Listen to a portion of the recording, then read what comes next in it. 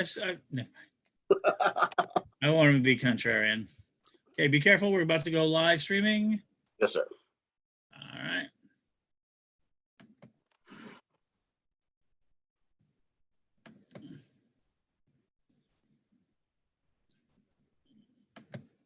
Good day, everybody, and here we are with our second episode of Meet the Correllians, an ongoing series to meet as many of them as possible. We really do have a lot of them to meet. And I've been listening to all you guys and who you want. So people have volunteered, and we're going to be setting that schedule up really soon. But today, we're going to be talking to Lord Deej Fortney. Is that correct? Is that the right way to pronounce it? DJ, either is fine. Why don't you go ahead and tell us how you pronounce your name there? So the way you prefer. Well, DJ, for whatever reason, when I tried to change my name on Facebook to DJ, it said, "Oh, that is not your name." And I said, "You are wrong." So DJ. To a number of people. All right. And so tonight you are just third degree Correllian. Yes, sir. Yeah, I noticed that. And so how'd you get here? So I always tell people, why don't we get you here? How'd you get here? So really it's kind of a long story-ish. So I actually started, what really turned me on to Wicca in general was the first book that I picked up was called Gay Witchcraft by Christopher Penczak. And so really what interested me was the mythology, the fact that there was queer mythology in there. And that's not something that I mean, and growing up in schools, they talk a lot about history and a little bit about Greek mythology, but they don't really get into the nitty gritty and the gods were bisexual or they had same-sex relations because school for whatever reason. But in any event, that book is really what interested me. And at that time, I was actually living out in Kansas City and was joined up with the Kansas City Witches meetup group for a number of years. Until I moved to the South. My brother had a child and I wanted to see her grow up. And so they all moved to the South. So that's where I did, where I'm at now in Greenville, South Carolina. But I didn't stay here for very long because at that point, there wasn't a whole lot here for me. So then I went to the next biggest city, Atlanta. And that was in 2009. I think I moved there in like June of 2009 and then did some searching online and found a group. And that's when I met Lady Stephanie and Lord Mike. So I went and met them. They were doing their meetups at the Borders bookstore at that point. And so I met them there and then they invited me to come to one of their gatherings, and really the rest is history. So a few months after I didn't start my degree studies for a few months because I was getting accustomed and set up in a new city. But then by the fall, by October or so, I started my first degree studies and finished my first degree in a year and a day. Actually, I finished that at the first at the lustration in 2010 in the fall, and then I started my second degree, and that's where everything just got crazy. Had a complete life reset. Built everything back up from scratch. That is an absolute thing that happens through initiation processes. Yeah, people think of them as pretty benign. Oh yeah, I mean, it ended up taking me 6 years to complete my second degree, but also during that time I did the Correllian shaman.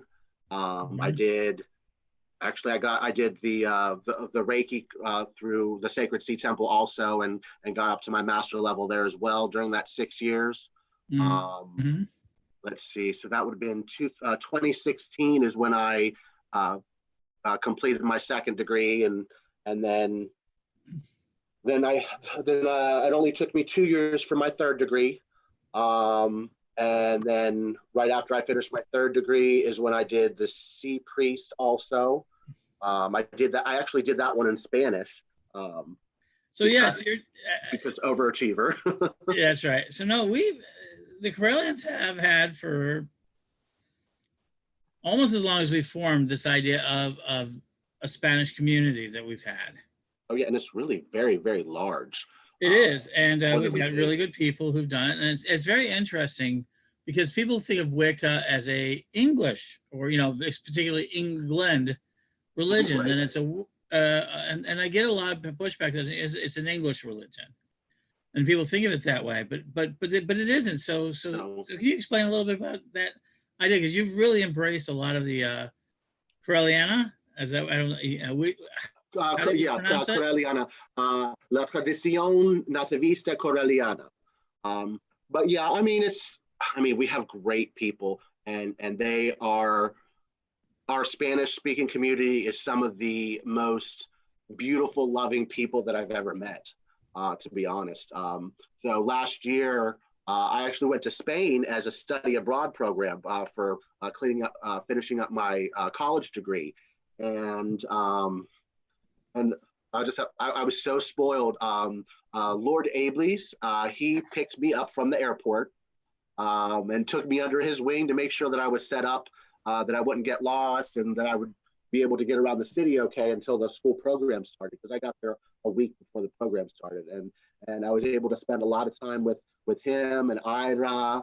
I got to meet Nacho from the Temple of Ptah. The gentleman that's now doing this Santuario of Nemesis. I got to meet him. He's an amazing person too. It's just lots of wonderful, beautiful people that's really nice to spend time with.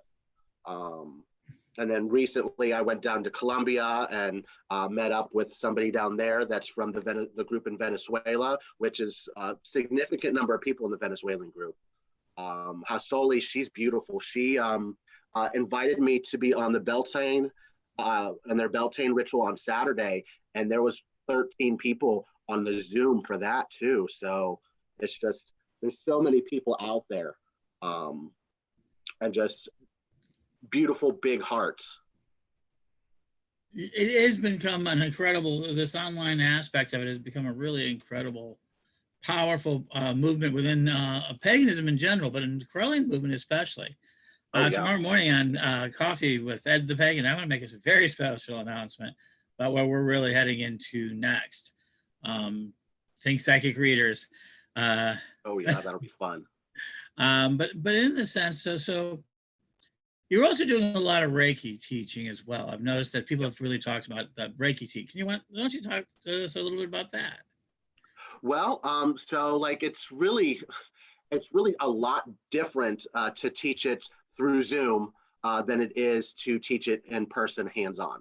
I don't think it's any less effective because really you teach the information, you teach the techniques and and what the people need to know, and then they take it back and they do their own experiences. So basically, what I've been doing with these Reiki classes is, on the Zoom, I give them the information. There's some breathing exercises and releasing energy, releasing exercises and stuff like that we'll do together a little bit on Zoom. And then I'll give them homework assignments.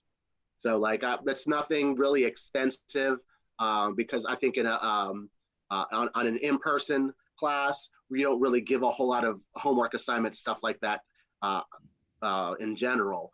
But it's really just, I want to know how they feel. I want to see that they're practicing it and that they know. So like really, I've just been posing 2 questions for each lesson.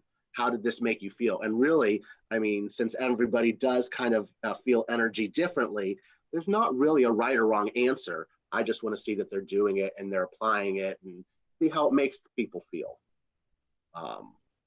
Because that's really, in the world that we're at right now, there's a need for healers. So teaching Reiki out there and getting more healers that are accustomed to the energy, more people that know what they need to do to help with the healing and move the healing process forward is really what we need. Wouldn't you agree? I do. And one of the biggest things, yes. So people from Saskatchewan, and everybody's over saying hi, Dee, across our many platforms. Just to remind everybody, this is part of the new Correllian CEM broadcasting. I'm gonna get that right, Correllian Education Ministry. And yes, we're across like 5 pages. Please share them on the Facebook pages. We're on YouTube Live. So something, yes, I will change the title on it. Periscope and Twitch. So we're kind of just trying our hands at broader based broadcasting. And one of the things I want to do is bring more stories like yourself in there. So no, so you worked with like some of like Iblis. Yeah. Iblis has been very interesting. We have a really strong, I think it is. And now this is leading you to lead later this year, September 11th to the 13th.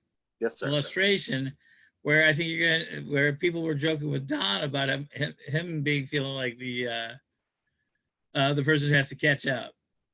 Don's actually practicing his Spanish. He's actually thinking about really hard doing his Oh, Spanish. that would be really amazing. It would be. Yeah, I think it's going to be really awesome to have it.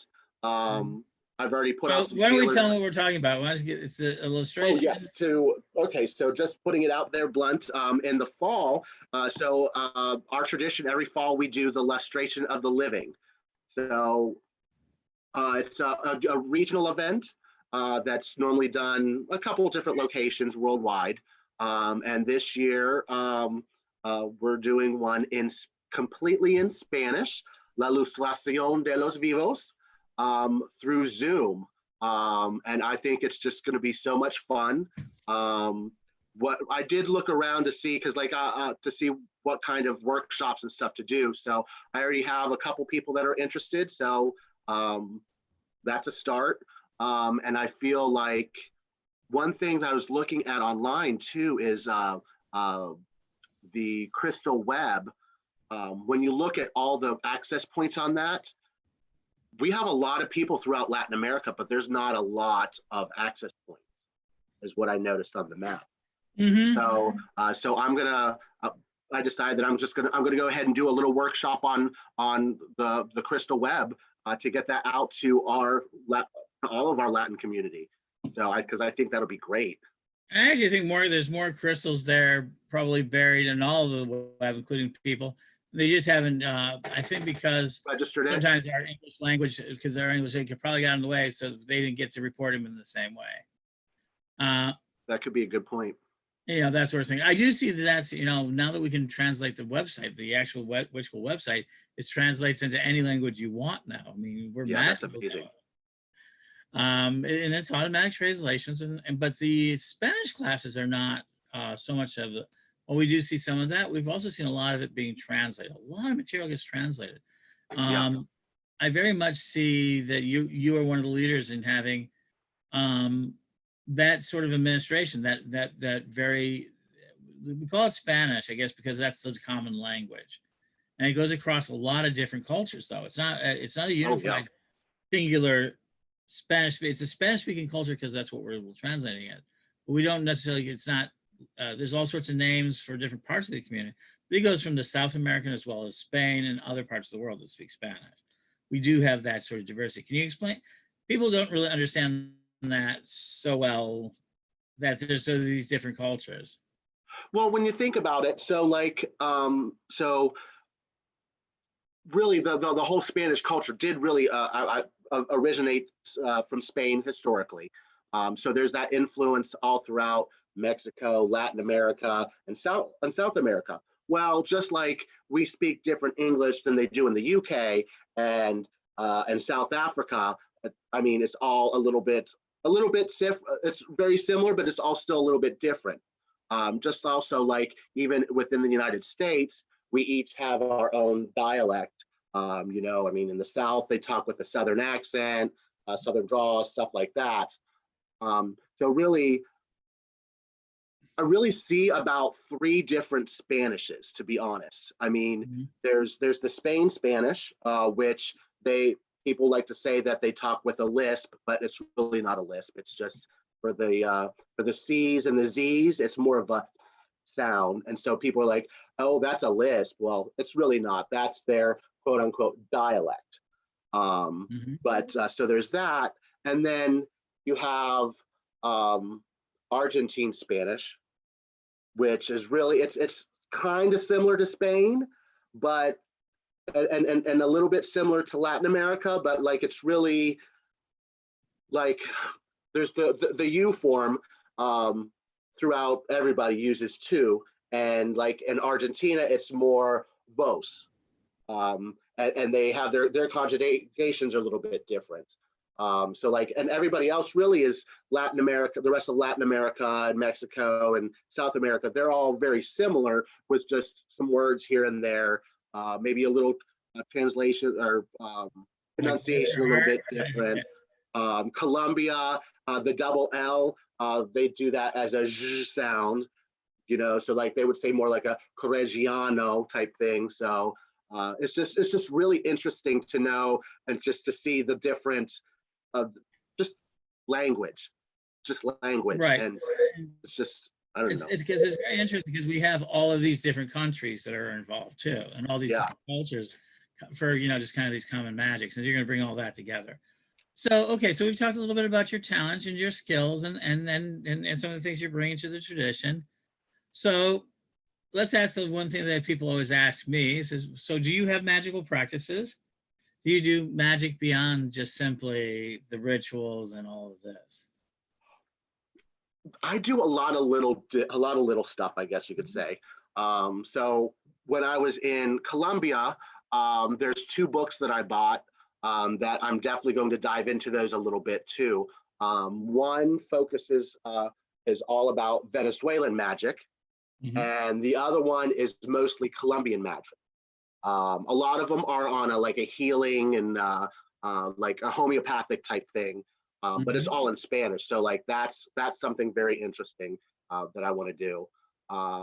Also, like some other things I do, like on a monthly basis, the Shrine of Eros does a devotion to the god Eros. So I try to participate in that.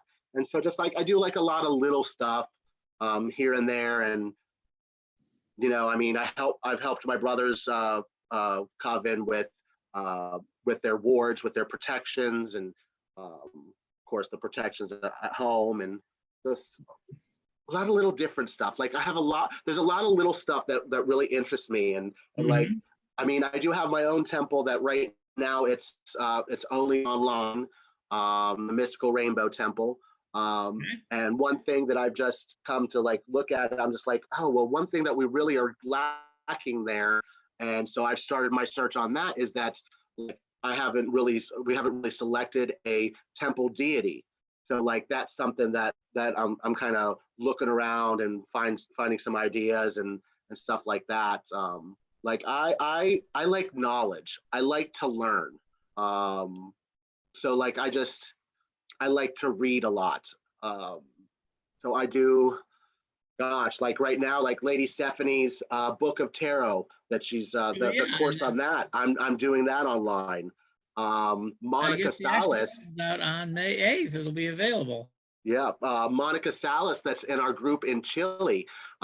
She teaches a lot of courses online in Spanish. And right now I'm taking a course from her on the goddess, the Morrigan. So there's that. I mean, there's just so much stuff out there to learn. And I like reading. I like to learn, because I mean, you think that I guess the perception is when you complete your third degree that the learning is over. But people, I mean, that's not the case. You're always a student. Always a student. Always. So that's one of the biggest beliefs I've had for a very long time. When I started it, I had two very strong ideas of how magic had to be taught. First of all, it had to be taught to anyone, anytime, in any place, and making it all available to them at the same time. And over the last 20 years, we've seen that knowledge has grown so immensely, and the access to it has grown even faster. So today's people who are learning magic don't have access to one or two books or even a small library. We practically have a university's worth of information. That's very different than we were 20, 30, 40 years ago. Oh yeah, and you know, even building on that, so in Latin America, a lot of the challenge that they face with knowledge and getting the knowledge that they need is money. And how it's just it's on a whole different pay scale and money scale than we are here. So like a lot of these books, they can't go out and buy all these books like we do all the time. But what I see in the Latin community is there's a lot of them that are available in PDF. Right. And everything's all about PDF. Like there's a Facebook group right now that I'm in, that's La Biblioteca, that's a magic book library that's in a Facebook group, that the only requirement is just go ahead and share your PDFs. You can't advertise any services, but share PDFs. That's what we're here for. Everybody's in quarantine right now. So what do we do as witches? We read. Yeah, absolutely. And so that, I think that advancement of knowledge, that sort of is. So we have this difference.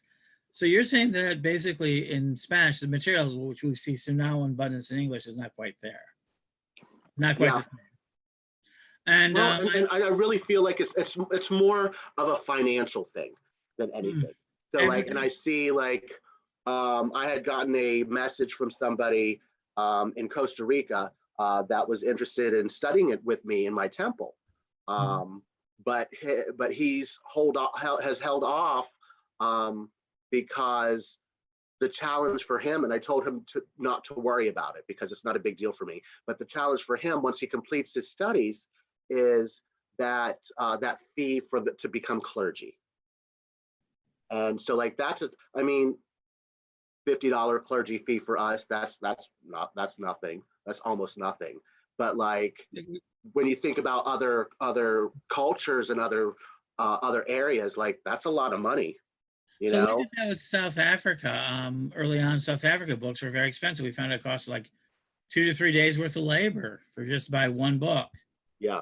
Because of the differences, we're able to send books out there. And I think you're right about the PDFs. I know that a lot of people have translated, I know a lot of the Correllian material has been translated into Spanish and into books. Yeah.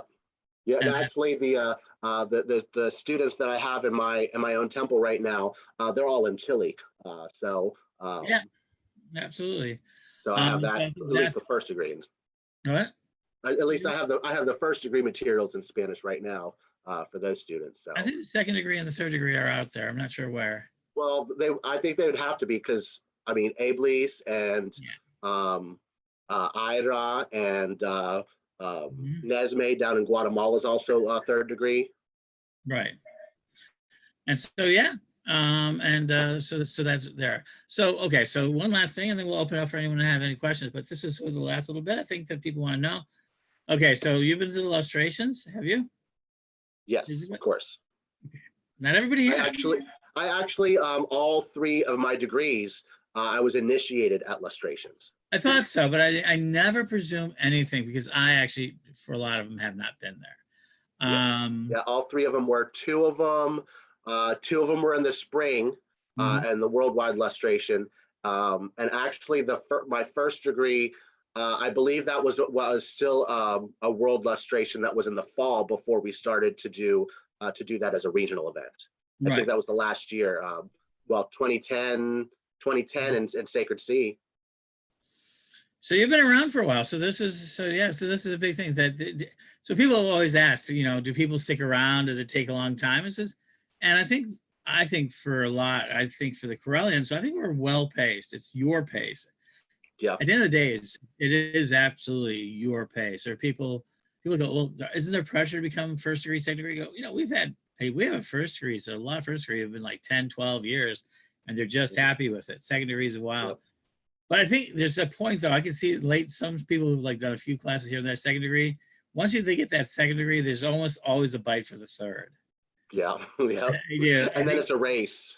That's a race. I think it's like, okay, I got to get this done. Yeah. But first and second, people can stay on for a long time. I'm a big believer in it. So as I was mentioned, so you've been to a number of illustrations, and you're going to be conducting this one online, which is going to be very interesting. I'm looking forward to seeing it.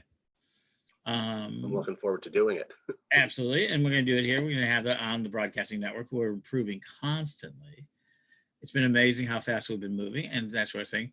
So beyond the illustrations though, do you go to other festivals? Do you do other things? Do people meet you other ways? When I can. Okay. Because okay, so I graduated from college last year. So really Okay. that took me six years of my life.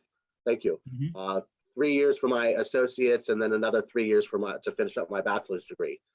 So that took up a lot of my life that I really didn't get an opportunity to do a lot of other things. But then I've been trying to really change my focus a little bit. So now that I finished my college degree and I'm focusing a little bit more on the Spanish stuff, but also like one thing that I definitely want to bring into my life and what I'm working towards too is to being more of a professional witch. And what I mean by that, I mean, one thing that I'm starting to do by that is by doing these online Reiki classes. So this is an experiment helping to get me more comfortable to just teaching. Because essentially one of the most important jobs of a third degree in the tradition is to be a teacher.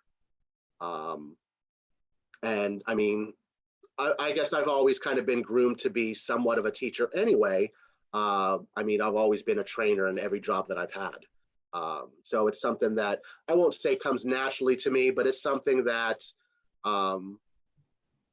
that I've worked towards, and I guess you could say that I have the patience for it now too. Mm-hmm. Well, I do think teaching is probably one of the most knowledge preservation teaching. I think is a real that, and I think as we've seen now that knowledge has become more commoditized, including Wiccan and pagan information, Hmm.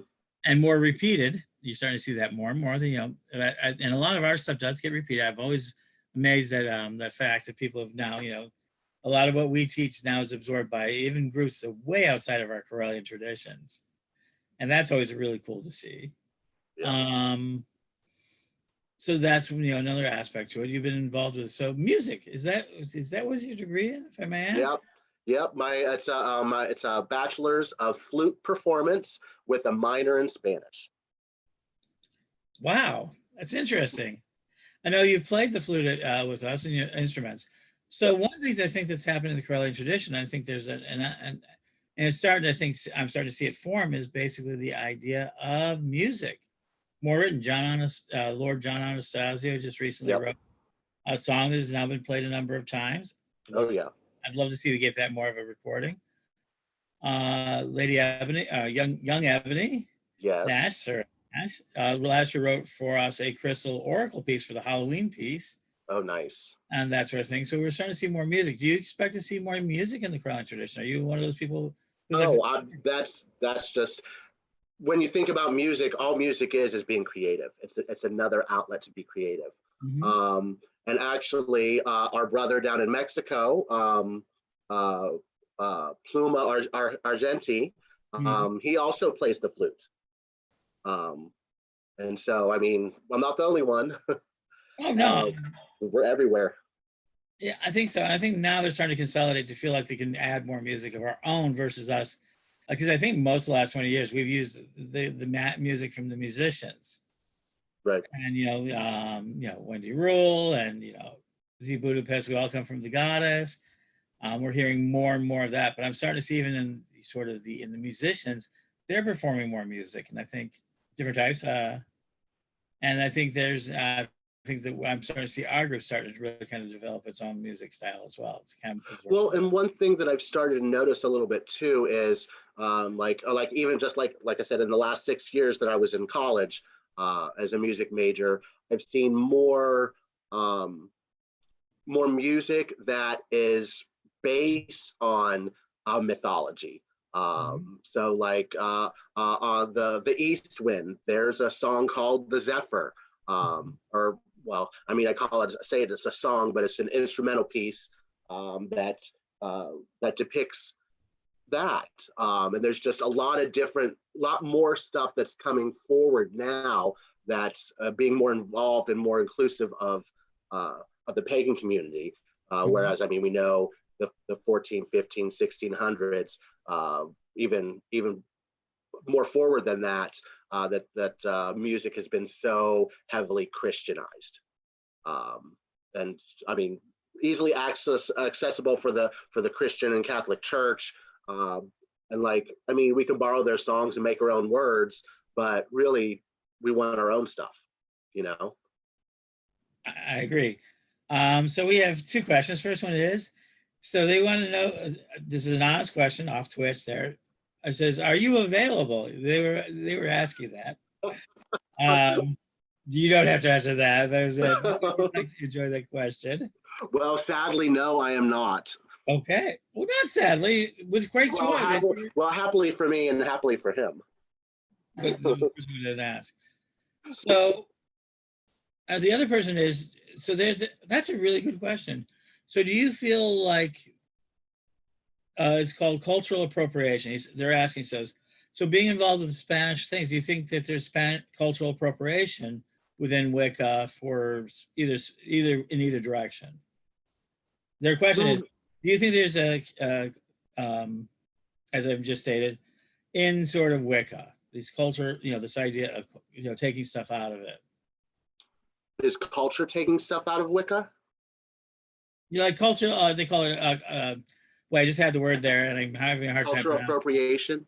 Cultural appropriation. Like, okay, so more is Wicca appropriate for other cultures? That's correct. I think that's, okay. I think that Wicca expands over all cultures. And I think it's culturally appropriate for anywhere. I know that there's a lot of countries that are very book religion heavy, but really the bottom line in Wicca is the Wiccan read. And like, I feel like that supersedes everything, because what you do comes back to you threefold. That those are the basic guidelines to be a good person with a good heart. And that goes across time, space, and all constructs.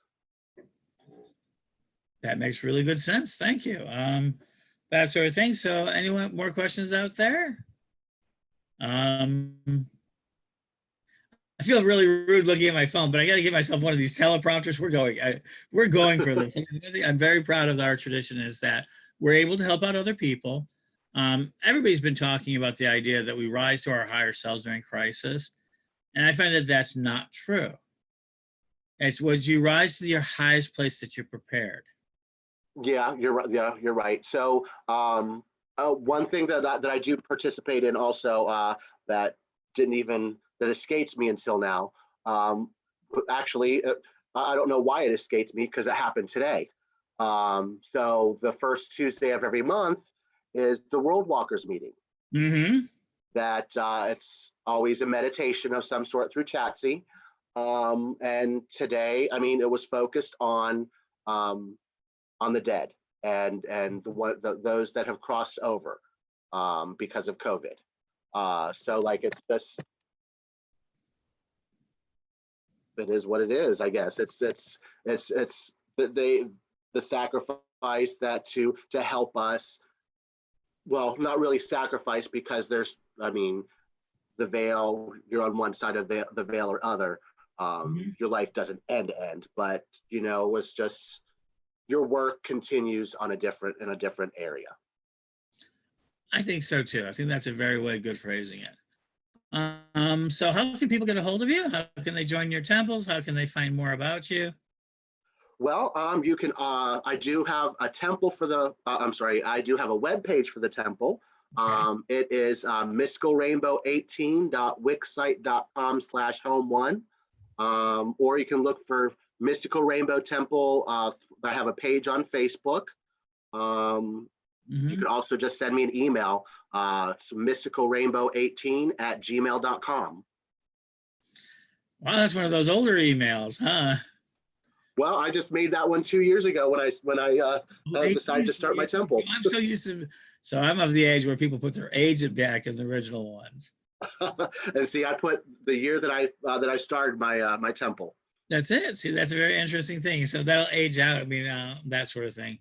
Well, thank you for being a part of this, being the very second one we've done. Hey, it's been my pleasure. And so we know how to contact there, you know how to out there. And so, and September 11th, 13th, watch for all of it. Thank you for being here. You get the last word. Well, thank you for joining us. Until next time, in the water we remain.